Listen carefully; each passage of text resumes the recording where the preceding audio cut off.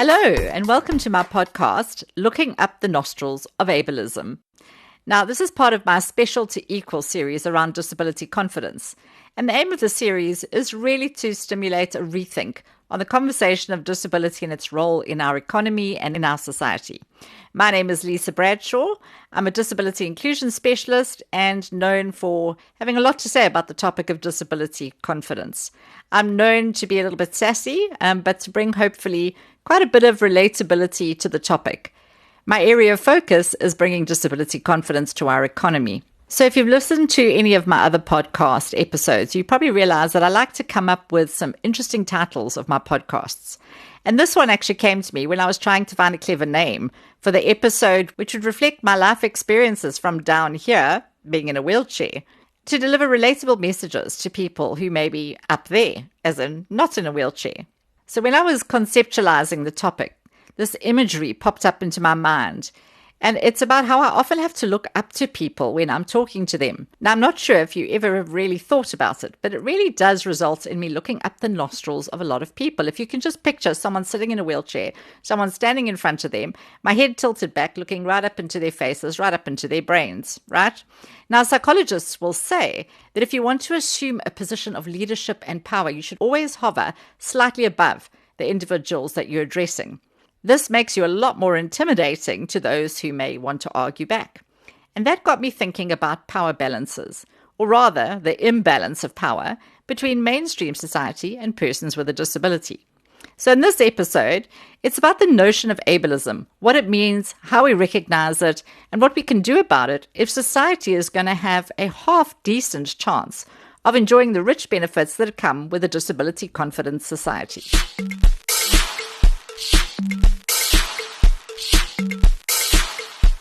So let's start with what we mean by the term ableism. Ableism is the term referred to the discrimination of and social prejudice against people with disabilities based on the belief that typical abilities are superior. So let's unpack that in a real life situation. People of typical height are normal. People of shorter height are abnormal. So then we'll build a society for typical height people. So our manufacturing environments, our transportation and driving tools, our elevators, these are all built for people of average height. And that's really restrictive of your world if you want to go anywhere above the second or third floor in a building. So if you can't reach the upper buttons of an elevator, well, then there's something wrong with you, not the actual elevator panel. So it doesn't really matter if a few people are left out, because at the end of the day, as long as the typical person's height is catered for, well, then that's okay. Casualties don't matter. Then you remember, it's not just people of short stature that can't reach. It's wheelchair users. It's people with mobility impairments that might not be able to reach up. It's people with missing limbs. It's people with rotator cuff injuries, which is a lot more common in pedestrians than you might think. People with shorter arms. And so the numbers start to grow of how many people can't access anything above the second floor in an elevator.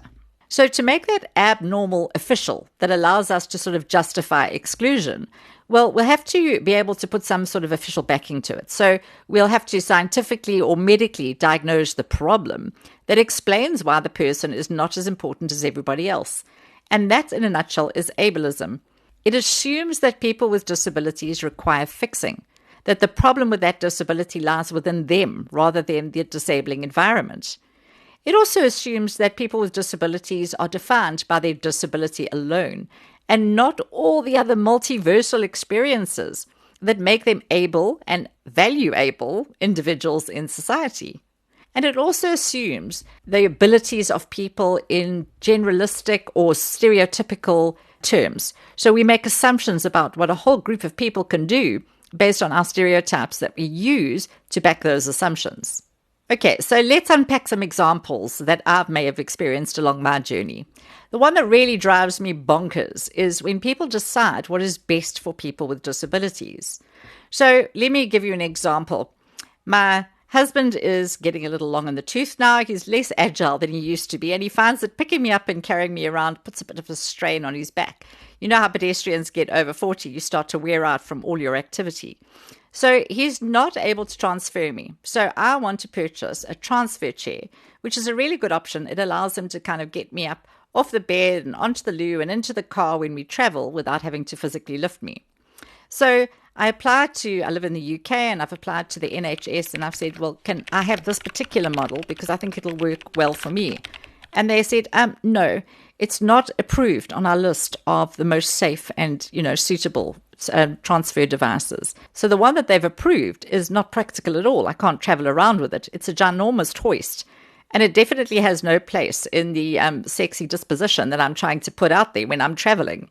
So you can see that making decisions on what is best for me, well, I'm quite cognitively smart and I've lived 50 years in this body and I'm pretty confident with knowing what will work and will not work for me. But because the government have decided what is safe for me and what's best for me, I'm restricted in my choices. Now, what about the other thing of keeping us all together? It's just better for us if we put everybody together. So we have special schools where all kids with disabilities can gather. We have learnership companies, for example, in South Africa, where we run skills programs and we get people with disabilities all together in a room and we go, well, that makes it easier for everybody because you're kind of with your own kind and then we can accommodate for your needs. And if we've got all people with disabilities in one room, it makes it easier for us as mainstream society to deal with you. Now, the problem with that is it results in segregation. So I have to tell you a funny story. I go off to one of these companies that provides these skills programs for people with disabilities. And I go to reception and I go, hello, I'm here to meet your CEO. And the reception said, hello, my darling. Okay, you just wait there for 1 minute, see. So attitudinal barriers, I get spoken to like a 3-year-old, but that's for a different podcast altogether. So I go, thank you so much. And the lady goes off and she comes back and she says, now you follow me, dear, you see. And I go, okay. So I follow her down the passage and we go down and we go into this room where there's a whole lot of people with disabilities sitting in this room waiting for their instructor. And I go, sorry, why am I here? I actually asked if I could see your CEO. Yes, this is where all the disabled people come to learn, my dear. So this is the room that you need to be in. I go, sweet pea, I'm not here to learn. I'm here to meet with your CEO to help him revise his strategy on disability confidence, which clearly he needs. So can we go back to the drawing board and can you do what I ask and phone your CEO and tell him I'm here for our appointment? So anyway, I was having a bit of a snarky day there, but she got schooled. And it's this mental perception that people with disabilities should all be clumped together because it makes it easier for us. Now, let me tell you, it's that kind of thinking that has got segregation all over the world justified. We need to step away. Inclusion is the way we get people to recognize the normal of every human being on this planet. Okay, now let's look a little bit darker into the conversations of ableism, a bit more extreme in our history, because we've got to understand where this ableism comes from that makes it seem so common sense-like in our assumptions. Let's have a look at the concept of eugenics. This is my word of the day, and I discovered this word a little while ago. This it speaks of the natural selection thinking. In other words, the survival of the fittest. And it's about saying, really, society needs to keep the genetic pool strong. So all those stragglers that aren't so up there, they need to kind of dissipate. And it was used to justify some pretty outlandish decisions about people with disabilities. So one of the consequences of eugenics, if we look back into the 1900s, where the theory of natural selection became a thing, it was used to justify who was allowed to be a parent. So it was assumed that people with disabilities were not allowed to reproduce because A, it would tarnish the genetic species, and B, we weren't capable of being good parents. And so things like forced sterilization, institutional norms of not giving people the decision as to whether or not they wanted to have children. These decisions were made in the best interests of society and on behalf of people with disabilities without their consent. Well, now that wouldn't have worked for me at all because I know my genetics are dodgy, but my parents' skills are top-notch, okay? And my daughter is an incredible credit to society. So I think I actually did society a massive favor, like just taking that moment to let that sink in. But if I circle back, I'm grateful that the culture has moved a little bit past that human rights are being recognized and people with disabilities actually have a legal leg to stand on when things are going awry. I mean, I always laugh with my family and I go, there's no doubt that had we been born in a different age, I would have been left on a rock by the tribe. And I get that because I'm difficult to carry. There's no ways I'd be managing in a nomadic culture. So eugenics really justifies eliminating the unfit by citing the betterment of society.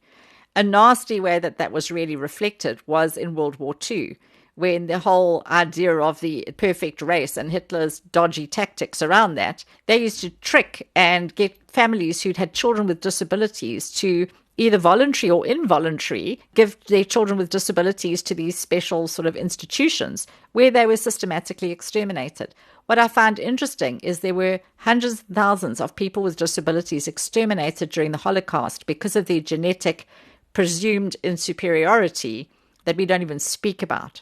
Okay, now let me tell you, that wouldn't have worked for Stephen Hawking or Elon Musk, who all have disabilities and are pretty magnificent game changers in our society. So the point here is, be careful who you get rid of, because you never know how they're going to create massive impact to the future of our world.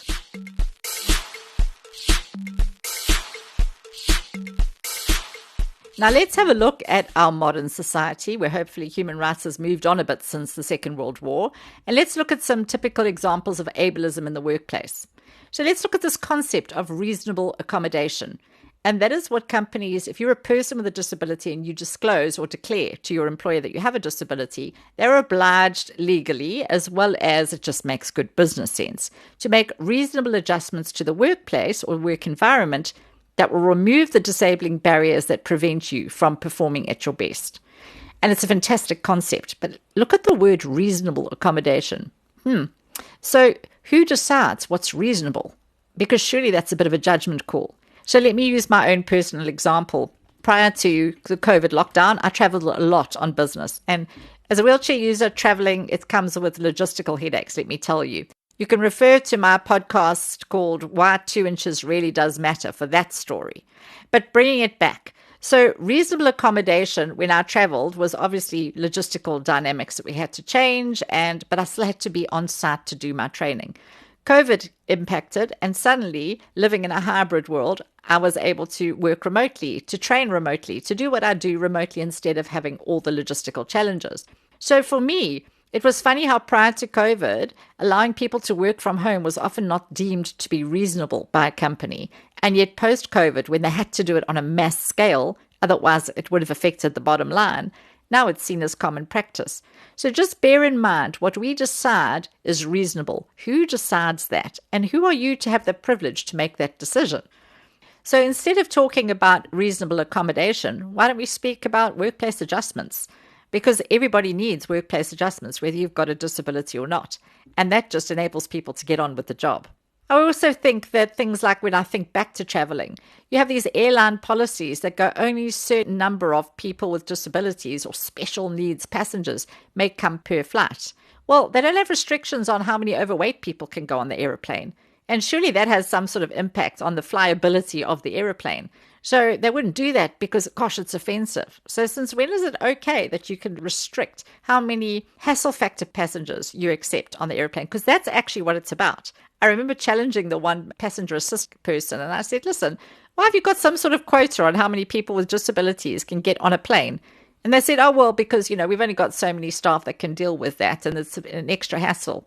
So there it is, we're the hassle factor customers, paying the same money, the same amount, mind you, and you'll take that money. So would you mind just, rethinking that ableist notion?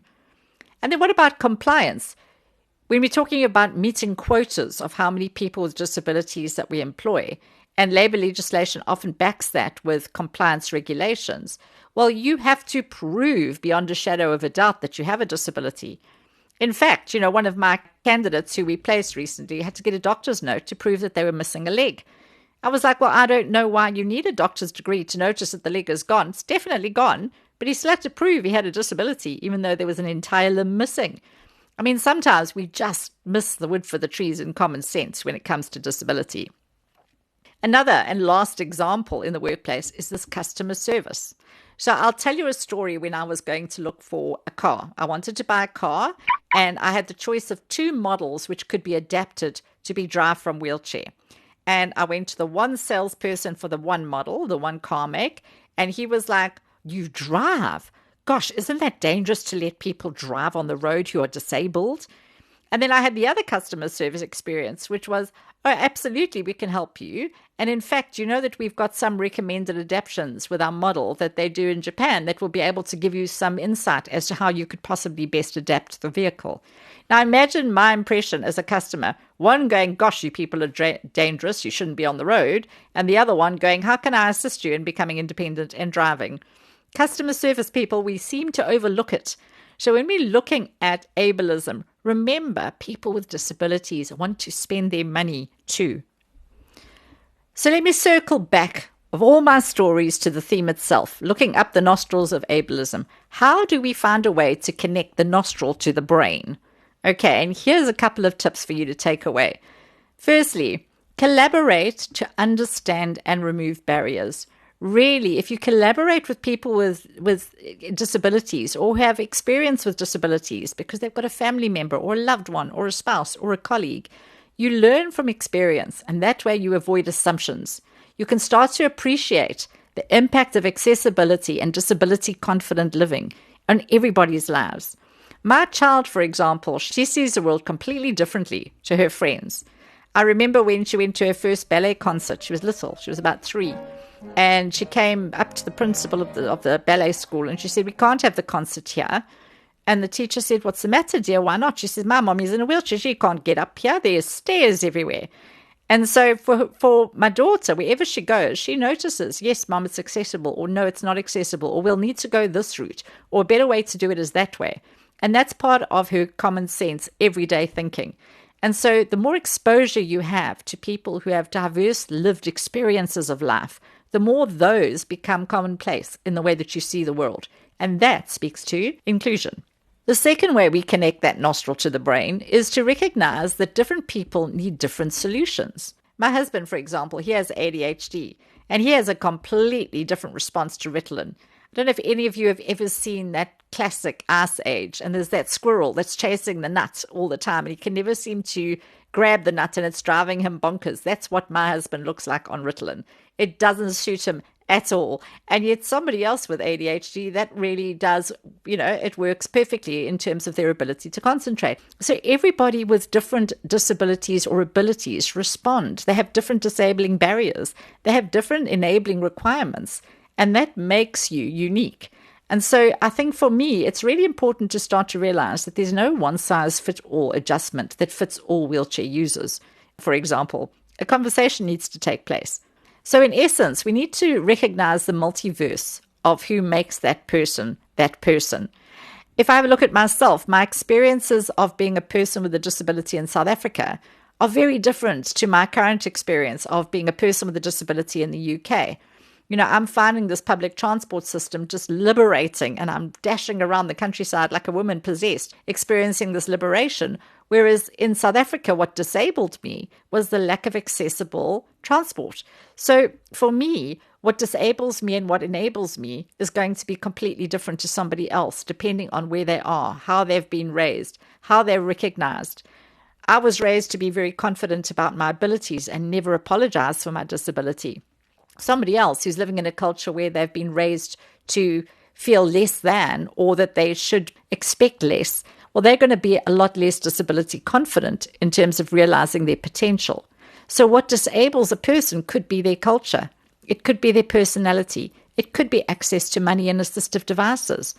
And we need to recognize that each person is the consequence of a lived journey. And with that journey comes different disablers and enablers. And so the last thing I think that's important is when you see accessibility not happening in common practice, speak up. It's not okay.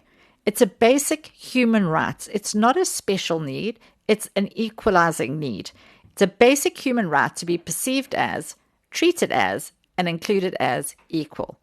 I'm not asking anybody to give me any favors in this regard. It's an expectation. What's important for me as an individual is that once I have demanded to be treated as equally, and once I've been enabled to deliver equally, that I will be self-accountable to ensure that I do that to my full potential. And so for me, it's about saying, if you see disabling barriers, if you see things, ableist behaviors, if you see assumptions being made on behalf of people with disabilities, speak up, raise the issue with people, because very often these ableist notions are so entrenched in common practice and what we believe to be true that it needs to be disrupted in order to be looked at a different way. So before I wrap this podcast up, I want to be clear. It's okay to be an ableist when you don't know you're being an ableist. And I think that, even I find myself having ableist tendencies. It's so entrenched in how we're made up that it's something that needs to be disrupted, to be changed, but that doesn't always come without that moment of self-awareness. So for me, just be open to rethinking things. Be open to having conversations that you never thought of before.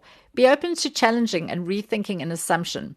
And that is going to be that journey of change that will slowly kind of move you away from those ableist decisions. Well, that is my story for today, looking up the nostrils of ableism. If you want to change that, take a seat. That way I can see you square on, face to face, without that power imbalance. I've got many more stories that I'd like to share with you around disability confidence and how we can build a more inclusive and accessible world where everybody benefits. Look out for more of my podcasts, and if you'd like to contact me, you can get hold of me on lesabradshawinternational.com. Thank you so much for joining me today.